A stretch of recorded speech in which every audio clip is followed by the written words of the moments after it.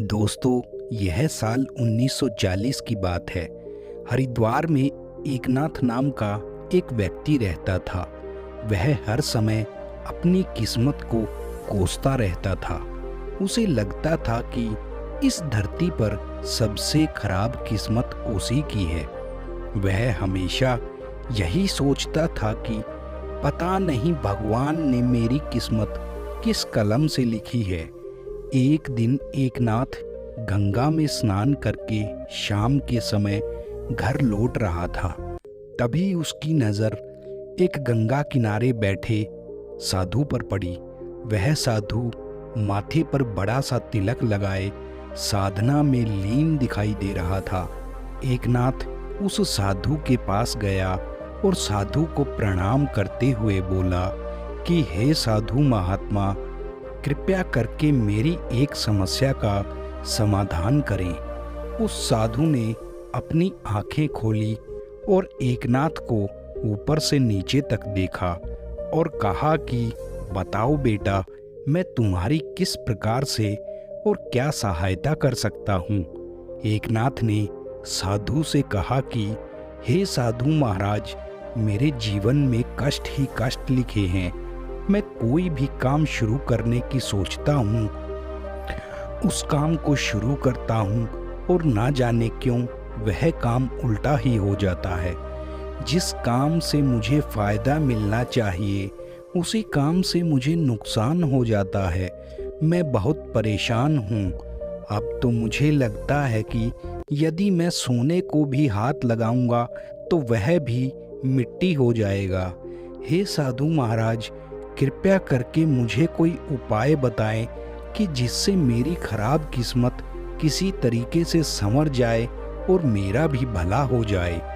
साधु महाराज ने एक गहरी लंबी सांस ली और एकनाथ से कहा कि खराब किस्मत? कहाँ है खराब किस्मत? मुझे तो तुम्हारी खराब किस्मत नहीं दिखाई दे रही। एकनाथ ने कहा कि हे महाराज, यह खराब किस्मत नहीं तो क्या है? मेरा कोई भी काम पूर्ण नहीं होता है। पहले ही शुरू करते ही वह काम बिगड़ने की तरफ चलना शुरू हो जाता है। वह बिगड़ता ही चला जाता है। अब इसे खराब किस्मत ना कहूँ तो और क्या कहूँ? कृपया आप ही मुझे बताएं। मेरे जन्म लेते ही मेरी माताजी चल बसी और किसी तरीके से मुझे मेरे पिताजी ने पाला। कुछ दिन बाद वह भी चल बसे। मैंने सारा जीवन अकेलेपन में गुजारा है। बड़ा होने पर मेरा प्रेम विवाह भी हुआ, मगर कुछ समय के बाद ही मेरी धर्मपत्नी भी मुझे छोड़कर चली गई। मैं तो अब ये संसार छोड़ने की सोच रहा हूँ, मगर किसी तरीके से मेरे मित्रों ने मुझे संभाल रखा है और मुझे अपने साथ रखा है। फिर मैंने अपने मित्र के साथ एक दुकान खोली। वह दुकान बड़ी अच्छी चली, मगर कुछ समय पश्चात ही हम दोनों मित्रों का आपस में झगड़ा हो गया और उस मित्र ने एहसानों के बदले मुझसे वह दुकान छीन ली और उस दुकान पर कब्जा कर लिया और अब मैं फिर से रास्ते पर आ गया हूँ। अब आप ही बताइए साधु महाराज, मेरे ऐसे जीवन का क्या काम जिसमें सिवाय नुकसान के कुछ नहीं है, और जो मेरे साथ रहता है वह भी या तो नष्ट हो जाता है या वह मुझे छोड़कर चला जाता है या वह मुझे धोखा दे देता है। साधु महाराज उसकी बातों को बड़ी गौर से सुन रहे थे।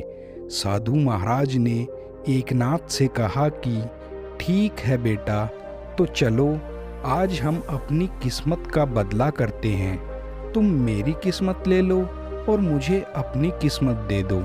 यह बात सुनकर एकनाथ खिलखिलाकर हंस पड़ा और कहा, साधु महाराज, भला ऐसा भी होता है क्या? क्या कोई इंसान आपस में किस्मत भी बदल सकता है क्या? क्या यह कोई दिखाई देने वाली वस्तु है जिसे आप मुझे दे दें और मैं आपको दे दूं? यह तो आप मुझसे विनोद कर रहे हैं। तब साधु महाराज ने कहा कि जो वस्तु दिखाई ना दे या जिसे महसूस ना किया जा सके, तो उसे तुम कैसे समझ सकते हो कि वह फूटी हुई है या खराब है? एकनाथ ने कहा, तो क्या महाराज इतने काम बिगड़ने के बाद भी आप कहेंगे कि मेरी किस्मत सही है और बढ़िया है? यह तो सरासर आप मुझसे मजाक कर रहे हैं। साधु महाराज ने एकनाथ से एक बार फिर से कहा कि मुझे तो तुम देखने में बड़े हट्टे कट्टे दिखाई दे रहे हो। तुम्हारे शरीर के अंग, हाथ, पैर, आंख सब हृष्ट पुष्ट दिखाई दे रहे हैं। फिर भला तुम्हारी किस्मत कैसे खराब हो सकती है? अगर तुम्हारी किस्मत खराब होती तो तुम या तो अस्पताल में पड़े होते या तुम्हारे हाथ पैर चलने में कोई कमी होती, मगर मैं तो तुम्हें सही देख रहा हूँ। तो फिर तुमने कहाँ से देख लिया कि तुम्हारी किस्मत खराब है?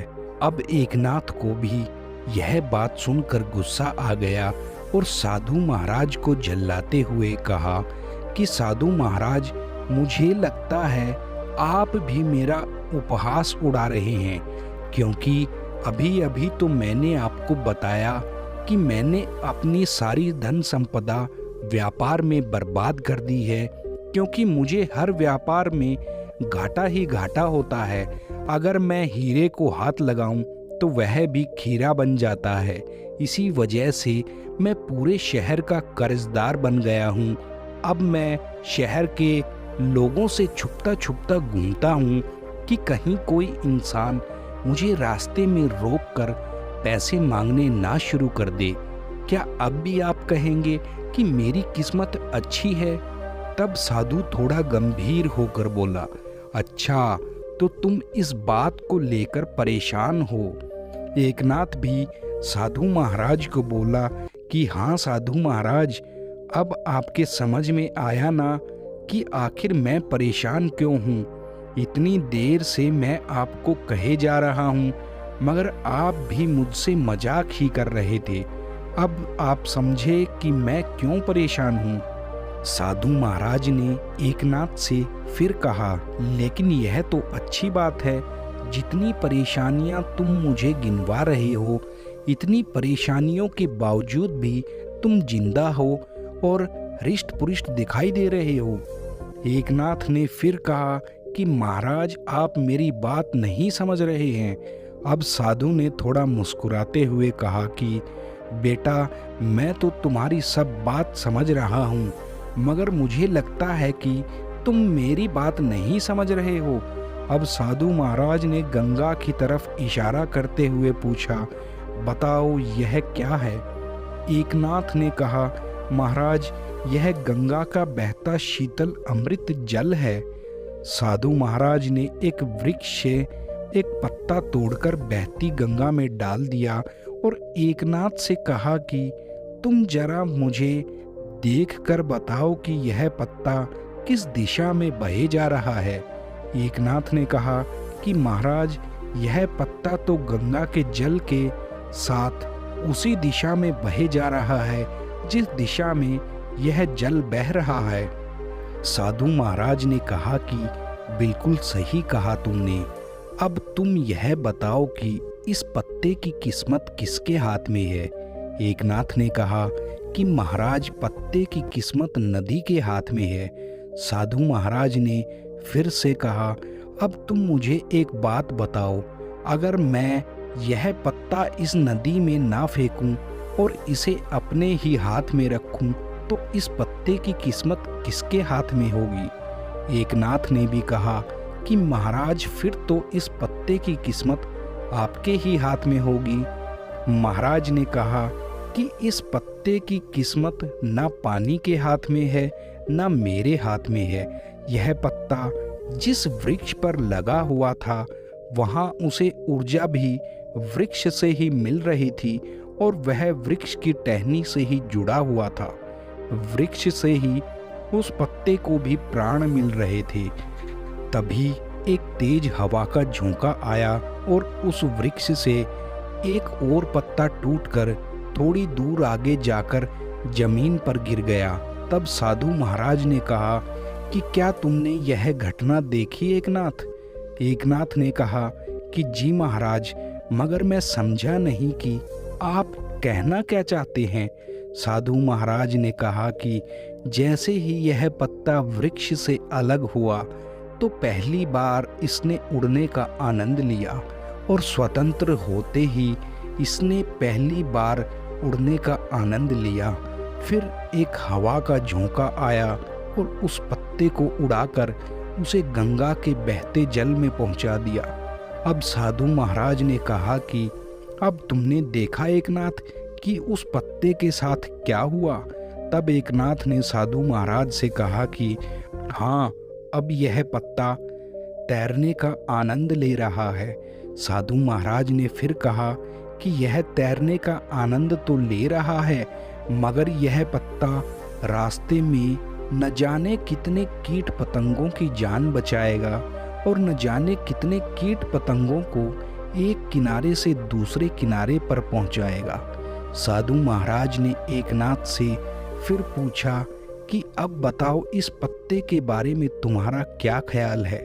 एकनाथ ने कहा कि साधु महाराज, अब यह पत्ता तैरने का भी आनंद ले रहा है और यह किसी के काम भी आ रहा है। इसकी किस्मत बहुत बढ़िया है। पत्ते की किस्मत तो बढ़िया हो गई महाराज, मगर बात तो फिर वहीं आ जाती है कि मेरी किस्मत कैसे अच्छी होगी, इस बारे में थोड़ा बताओ। और साधु महाराज ने कहा कि तुम मुझे एक बात बताओ, अगर तुम्हें यह नदी पार करनी हो तो तुम किस दिशा से तैरकर इसे पार करोगे? इस पर एकनाथ ने कहा कि महाराज, मैं बहाव की दिशा की तरफ तैरकर इसे पार कर लूंगा।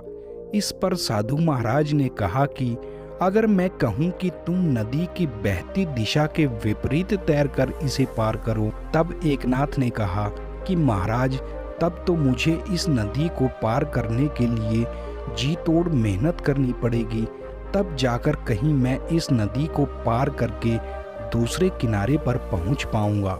साधु महाराज ने एकनाथ से कहा, तो अब तुम ही मुझे बताओ कि तुम्हारी किस्मत बहते पानी की तरफ से नदी पार करने पर अच्छी रहेगी या उल्टी दिशा से पार करने पर अच्छी रहेगी? और अगर तुम्हारे हाथ पैर ही ना हो तब तुम्हें उस स्थिति में इस नदी को पार करना हो, तब क्या होगा? एकनाथ ने कहा कि साधु महाराज, अगर मेरे हाथ पांव सही सलामत होंगे तब मैं बहाव के विपरीत दिशा में भी किसी तरीके से इस नदी को तैर कर पार कर लूँगा, मगर मेरे हाथ पैर नहीं हुए तो मेरी किस्मत बहुत ज़्यादा बुरी होगी। तब साधु महाराज ने एकनाथ से कहा कि तुम्हारी किस्मत पहले भी अच्छी थी और अब भी बहुत अच्छी है। तुम्हारे साथ सिर्फ एक ही परेशानी है कि तुम अपने जीवन में आने वाली कठिनाइयों से दूर भागने की कोशिश कर रहे हो, मगर तुम उनसे दूर होने की बजाय उन कठिनाइयों का बोझ अपने ऊपर लादे हुए अपने साथ लिए चले जा रहे हो। नदी के तेज बहते जल की तरह जब हमारे जीवन में कठिनाइयाँ आती हैं, तब हम उन कठिनाइयों का सामना करने की बजाय उनसे बचने की कोशिश करते हैं। इंसान को जीवन में आने वाली कठिनाइयों का डटकर मुकाबला करना चाहिए। तुम्हारा हर अंग अच्छे से काम कर रहा है और तुम्हारा शरीर भी हृष्ट पुष्ट दिखाई दे रहा है, तो बताओ, क्या अब भी तुम अपनी किस्मत को खराब मानते हो या फूटी हुई मानते हो? और ऐसा कहकर वह साधु महाराज जोर से खिलखिलाकर हंस पड़े। अब एकनाथ के चेहरे पर भी हल्की सी मुस्कान आ गई और वह साधु महाराज का धन्यवाद करते हुए बोला कि हे साधु महाराज, आपने मेरी आंखें खोल दी हैं। साधु महाराज ने अपना झोला और कमंडल उठाया और गंगा के किनारे किनारे चल दिए। अब एकनाथ भी संतुष्ट होकर साधु महाराज से विपरीत दिशा की ओर चल दिया। तो दोस्तों, इंसान को किसी भी परिस्थिति में घबराना नहीं चाहिए और कभी भी अपनी किस्मत को दोष नहीं देना चाहिए। इंसान को हमेशा कड़ी मेहनत करनी चाहिए। ये कहानी हमें यही सीख देती है। तो दोस्तों, चैनल को सब्सक्राइब ज़रूर करके जाना। मिलते हैं आपसे फिर किसी नई कहानी के साथ। आप सभी का मुझे सुनने के लिए दिल से धन्यवाद।